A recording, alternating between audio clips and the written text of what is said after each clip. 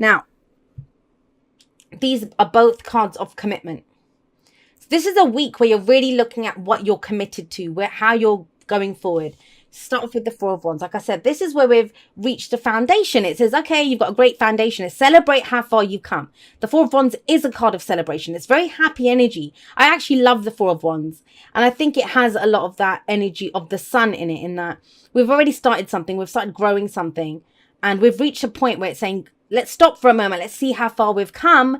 And in the kind of gratefulness or the celebration of how far you've come, you recommit to it. You think, okay, well, I'm going to go even further. I'm going to build this. This is leveling up in a relationship, a new job, a house move. It's that kind of energy where we decide to go bigger. Why? Because we're stable enough, right?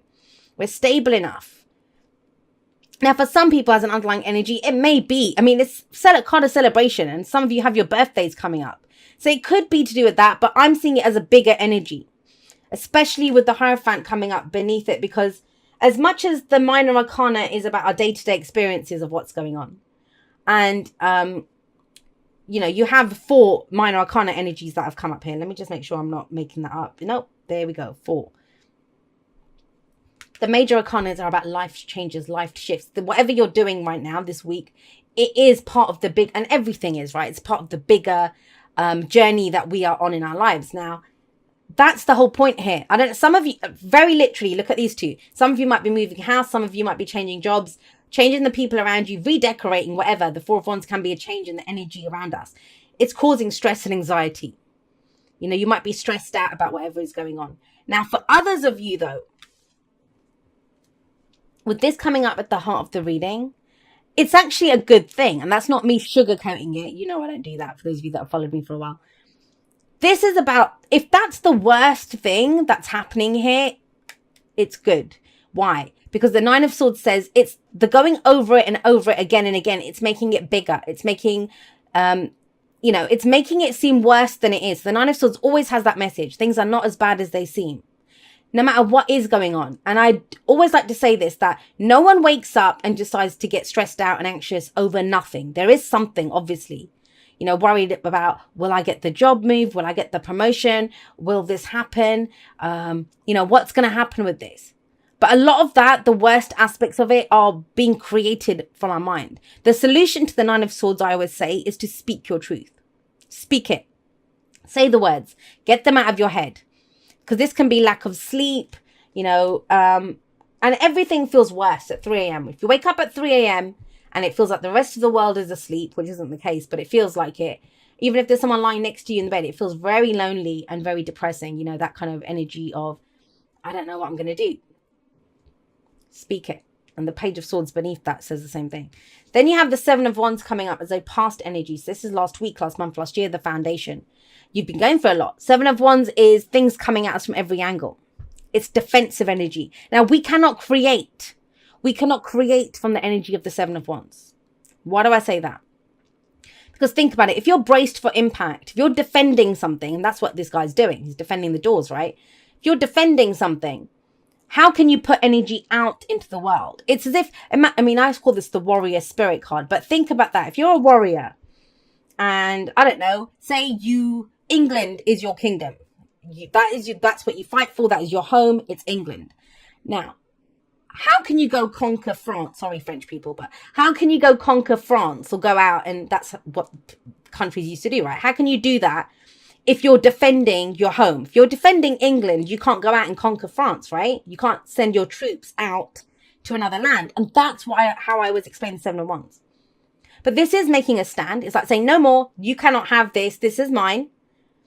This can be a testing time. This can be a literal test. You know, sometimes it's examinations that we're taking, interviews. And this kind of energy can be job interviews. You might be stressed out. Think about it literally. Had a job interview, you know, went through the test of it, stood up for myself. Now I'm stressed out because I don't know if I'll get the job.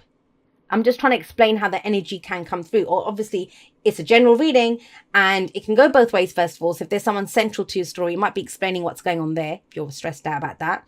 But the other thing is we use the energy in different ways. Some of you, it might be that, you know, I'm not going to deal with problems coming at me anymore. I'm going to go create something. Let me look at what my foundation is. How do I build on this? How do I commit?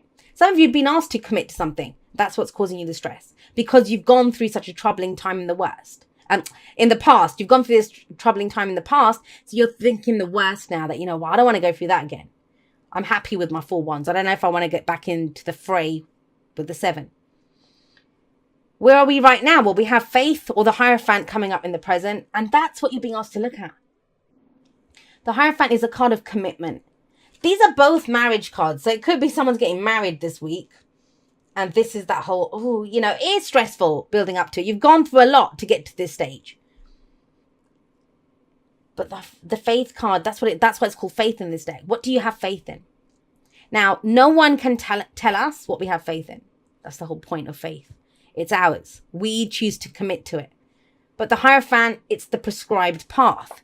And have a look here. There's a lot of like religious, iconic people that you see from different faiths, right? It looks like these leaders of different faiths. And that's what the Hierophant is. It's sometimes called the Pope in some decks, or the High Priest.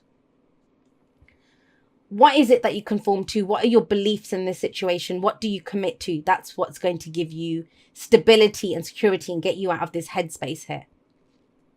I always say this. You don't have to have faith in what's going on around you. You don't have to have faith in the people around you, the path that you're on, what's coming up ahead. You don't have to worry about that. You just have to have faith in yourself. And faith is not hope. Faith is knowing that I will know what to do. I have strong boundaries. If someone tries to cross my boundary, I can deal with it. You have faith in yourself, knowing that I will know what to do. Some of you, it might be that, why are you stressed? This is what's getting me. Why is there this stress and anxiety at the heart of this? Because the rest of it looks pretty good, like going forward, commitment, stability, the prescribed path. But that might be it. The whole point of the Hierophant, I always say this, is that, if it's career and stuff, it might be that you've studied, you've studied to do something and you no longer want to do it. It doesn't bring you fulfillment. I don't want to be a lawyer. Or everyone in your family's been a doctor and you're expected to be a doctor, but that's not who you are. You're an artist or a painter or, fashion designer or something totally different. So the Faith can't ask you to look at tradition. Are you following tradition? What is your tradition? We can create new traditions, right? It's the prescribed path, but we choose to conform to it. So what expectations are you putting on yourself based on what you have faith in, what you believe in? Important to know that. Why do I say that? Because going forward, we have the Page of Swords. So I see the Page of Swords as whatever this is that's stressing you out, that's, bringing you this anxiety and stress and becoming bigger and bigger. That's the spy. What does this Page of Swords do? He goes and gets more information. So the key thing to remember here, is just because it's always been that way doesn't mean it always will be that way. And with the Page of Swords coming up, there is more information available. I've always feel like there's been some misunderstanding when the Page of Swords shows up. Because he is the spy. He goes and gets more information. But I want you to imagine this. Say I got someone who knew nothing about tarot. This is the example I always give. So they know nothing about tarot. And I send them out there. And, I don't know. Maybe I tell them, go spy on this competitor for me. Or go find out this information about this deck. They can get the information. Doesn't mean they understand it because they don't know anything about tarot. They're going to just, give it to me in their own terms. From their place of lack of understanding of the tarot in that example. I hope that makes sense. So, it's about understanding. Ask more questions if you need to. But there has to be communication to get out of this. There is more information available to you. I think you're stressed out by the lack of information here. But it's kind of strange because it's asking you to commit before you get the more information. And that makes sense too if you think about it. What's the point of getting more information if you don't know whether you commit or not? And that's very telling. I mean, if it had been this way around, even then, it would be asking you to look at what's my foundation? Am I strong enough? How do I build this? How am I going to go forward? And then it says get the information. But it's not that. This is asking you to look at what do you want? Where are you? What do you prescribe to? What is your faith in? What do you want? Know where you are first. And then get more information based on that. Don't decide where you are based on what's going on around you. Because the faith is your faith, right? Where you want to go, what you commit to first. Then you'll know what to get more information on. And what comes out of that? The Empress. The Empress is a card of expansion. It's abundance, growth. it's the opposite of this. Like I said about the Four of Pentacles. Four of Pentacles is very closed energy. Right at the beginning we had that, right? But the Seven of Wands is as well. Remember, you can't create from this because you're so busy defending yourself. So if you take nothing else away from this reading, take this. That time of defending, of, you know, saying, no, I'm not going to do this, or whatever you were defending, like yourself, your relationship, your work, whatever work you were doing, your passions, your creativity, that's past. Now it's a time to grow that. But the thing is, we can sometimes be braced for impact. We're so braced for impact that we don't realize the energy has flipped or changed. That we can grow now. Now is a time for growth. Does that make sense? Because the Empress, she understands that. She understands things take time. She understands there's seasons for everything. I mean, have a look here. Usually she's seen as a pregnant woman, and she is here as well. It takes time to conceive a baby. It takes time to grow a baby. And then even when the baby's born, it takes time to, you have to nurture and grow it. Now have a look here. You have a look. You see all these animals, and they all have young with them. They take care of what it is that they're trying to nurture and grow. This is a time of growth for you. But it feels like this is the week of the shift. The shift happens. You know, what are you committing to going forward? Because you're about to start building and growing something. That's why it's so important to know where you are. Right, let's get you some oracle cards and expand on this.